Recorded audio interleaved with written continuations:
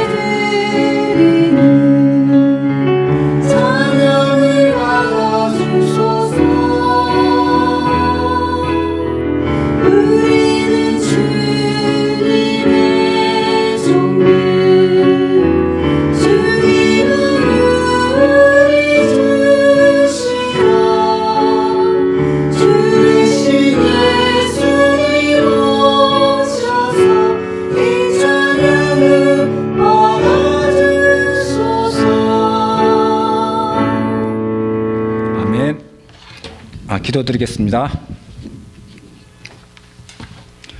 하나님 아버지, 저희에게 예배 드릴 수 있게 해주셔서 감사드립니다.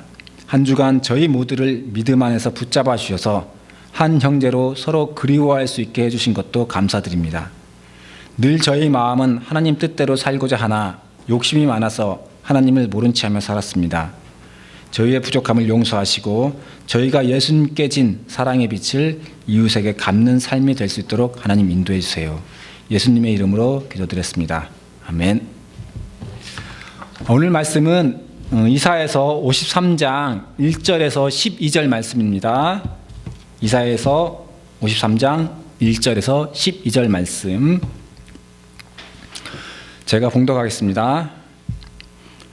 우리가 전한 것을 누가 믿었으며 여호와의 구원이 누구에게 나타났는가? 그는 연한 순처럼 마른 땅에서 나온 줄기처럼 주 앞에서 자랐으니 그에게는 풍채나 위엄이 없고 우리의 시선을 끌만한 매력이나 아름다움도 없다. 그는 사람들에게 멸시와 천대를 받고 슬픔과 고통을 당하는 사람이 되었으니 사람들이 그를 외면하고 우리도 그를 귀하게 여기지 않았다. 그는 우리의 질병을 지고 우리를 대신하여 슬픔을 당하였으나 고난을 당하는 것으로 생각하였다. 그가 우리의 죄 때문에 찔림을 당하고 상처를 입었으니 그가 징계를 받음으로 우리가 평화를 누리게 되었고 그가 채찍에 맞음으로 우리가 고침을 받았다. 우리는 다 길 잃은 양처럼 제각기 잘못된 길로 갔으나 여호와께서는 우리 모든 사람의 죄를 그에게 담당시키셨다.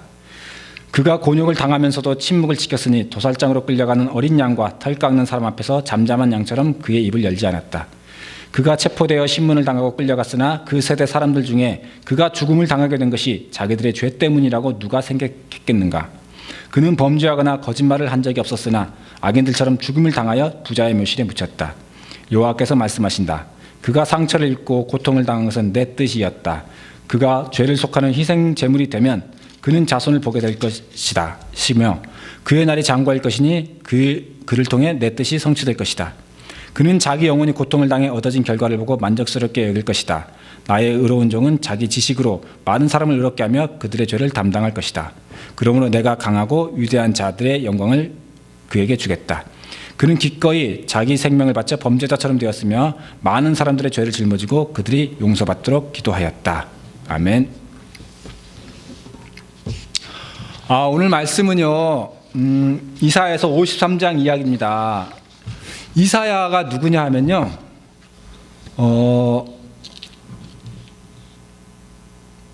이사야는 예수님이 오시기 전 약 700년 전에 활동한 선지자입니다.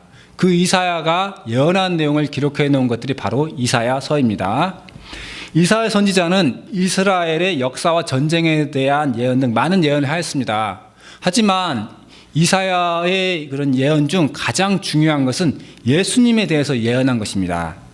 이사야 선지자는 예수님이 오시기 전에 까마득히 먼 700년 전에 이미 살았던 분이지만 이 세상에 예수님이 구원자로 오실 거다, 또 예수님이 그렇게 오신 예수님이 고난을 당하실 거다, 또 그리고 돌아가실 거다, 그리고 나중에 예수님께서 다시 오실 것이다 라는 것에 대해서 예언하였습니다.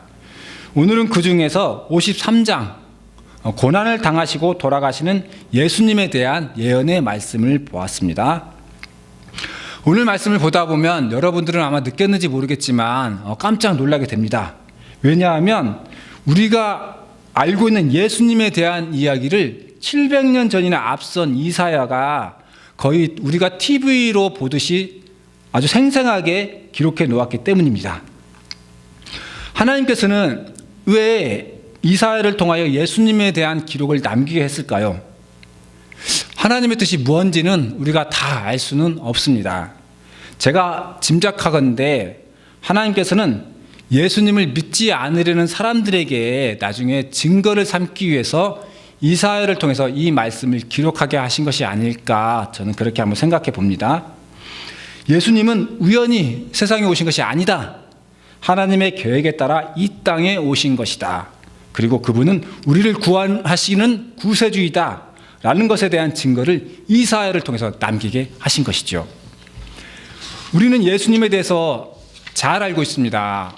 우리 어린이들은 매일 교회 와서, 주일학교에서 와서 예수님에 대해서 배우고 있습니다. 또 오늘 말씀처럼 이사야서를 통해서 예수님이 우리의 하나님의 아들인 것과 구원자님이 되신 것을 우리가 배우고 있습니다.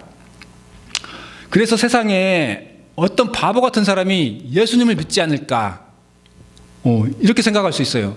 하지만 아직도 이 세상에는 하나님을 믿는 사람보다는 안 믿는 사람들이 훨씬 많습니다.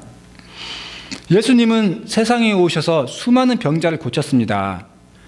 눈먼 사람을 보게 하셨어요. 또 귀가 먹어서 듣지 못하는 사람을 듣게 하셨습니다. 또 예수님께서는 물고기 2마리와 떡 5덩이로 5,000명을 먹이기도 하셨습니다. 이런 일들은 메시아가 아니고서는 할 수가 없는 일들입니다. 그렇지만 사람들은 이런 일들을 보고도 예수님을 믿지 않았습니다. 사람들은 그분을 예수님이라 믿기도 않았지만 그분의 어깨에 십자가를 지었습니다. 또 손과 발에는 못을 박았습니다. 평생 성경을 공부했다는 바리새인과 제사장들은 예수님을 죽이는 데 앞장서서 사람들을 선동했습니다. 이렇게 사람들이 믿지 않을 것을 하나님께서는 아셨던 것입니다. 그래서 하나님께서는 이사야를 통해서 기록을 남기게 하신 것이 아닐까, 그렇게 생각해 봅니다. 예수님이 오시기 이미 700년 전에 예언이 있었고 예언이 그대로 성취되는 것을 보면서 우리가 십자가에 못 박았던 그분이 바로 예수님이었구나, 우리 구세주였구나 라는 것을 깨닫게 하려는 것이라고 저는 생각합니다. 그래서 들을 귀가 있고 볼 수 있는 눈이 있는 사람은 예수님을 알아볼 수 있게 하려고 하셨던 것이라고 생각합니다. 그런데요, 예수님은 왜 꼭 십자가에 못 박히셔서 죽어야만 했을까요? 오늘 이사야의 말씀을 보면 그가 체포되어 신문을 당하고 끌려갔으나 그 세대 사람들 중에 그가 죽음을 당하게 된 것이 자기들의 죄 때문이라고 누가 생각했겠는가 라고 기록되어 있습니다. 성경은 예수님의 죽음이 우리의 죄 때문이라고 설명해 주고 있습니다. 하나님은 빛이십니다. 죄는 어둠입니다. 빛과 어둠은 동시에 있을 수 없습니다. 사람은 본래 하나님의 형상대로 지어졌기 때문에 최초의 사람 아담은 하나님과 대화를 했습니다. 그러나 아담은 범죄했습니다. 여러분들 잘 알고 있죠? 범죄한 사람은 하나님을 떠나야 했습니다. 그래서 에덴 동산을 떠났습니다. 빛과 어둠은 섞일 수 없기 때문입니다. 만약 예수님께서 세상에 오시지 않았다면 사람은 하나님과 헤어진 채로 영원히 죄인으로 살아야만 했습니다. 여러분, 온 인류의 죄와 맞바꿀 만큼 값진 것이 무엇이 있겠습니까? 나 한 사람의 죄의 크기는 얼마일까요? 한 요 엄지손가락 하나만 할까요? 또는 나를 포함한 온 인류의 죄는 얼마만큼이겠습니까? 내 죄가 이 엄지손톱만 하다면 이 세상에 살고 있는 모든 사람의 죄는 얼마만큼일까요? 여러분은 알고 계신가요?